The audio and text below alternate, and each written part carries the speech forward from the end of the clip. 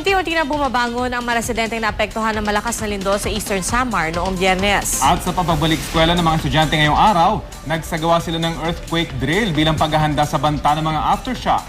Mula sa Maydulong Eastern Samar, may ulat on the spot si Salima Refran. Salima?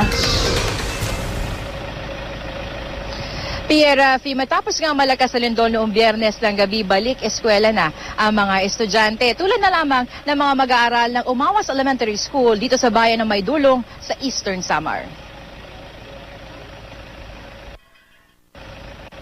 Dahil sa banta pa rin ng mga aftershock, may nabuti ng pamunuan ng eskwelahan na magsagawa ng earthquake drill. Ito'y para masigurong alam ng mga mag-aaral ang kanilang gagawin sakaling magkaroon muli ng pagyanig ng lupa habang nasa eskwelahan ng mga ito.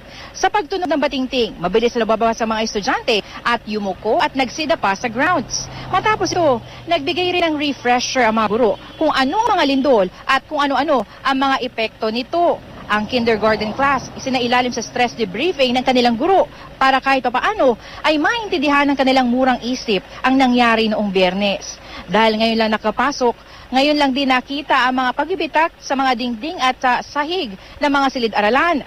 Bagamat hindi naman malalaki, ayaw pa kasiguro ang mga namamahala sa eskwelahan. Agad daw nilang ire-report para maisaayos agad ang mga ito. Ang Region 8 RDRMC naman mag-iikot din para malaman ang pinsala ng lindol dito pa rin sa rehiyon. At yan ang latest mula dito sa Maydulong, Eastern Samar. Balik sa iyo, Rafi.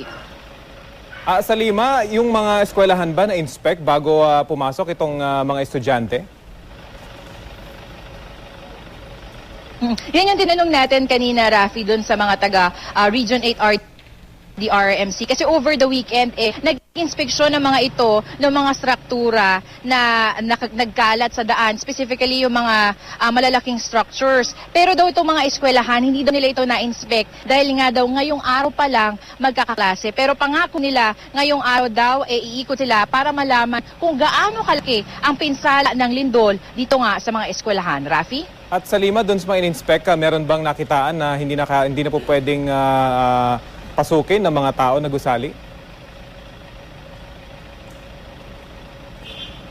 So far, Rafi, dun sa naging inspection nila this weekend, no, ang nakita nila ay itong 87 houses dito sa may General MacArthur, sa may Eastern Samar din, and also dun sa ilang bahay sa may Basay, Samar naman, pati yung isang kapilya doon. Meron din mga nakita ilang piling lugar, pero minimal pa rin lang naman daw yung damage. Except for, yun nga, yung mga binanggit ko kanina, yan talaga yung mga tuluyang nasira. Pero yung so far as yung mga big buildings talaga, wala pa naman silang nababalitaan o naibabalita sa atin na talagang malaking damage dito. Rafi?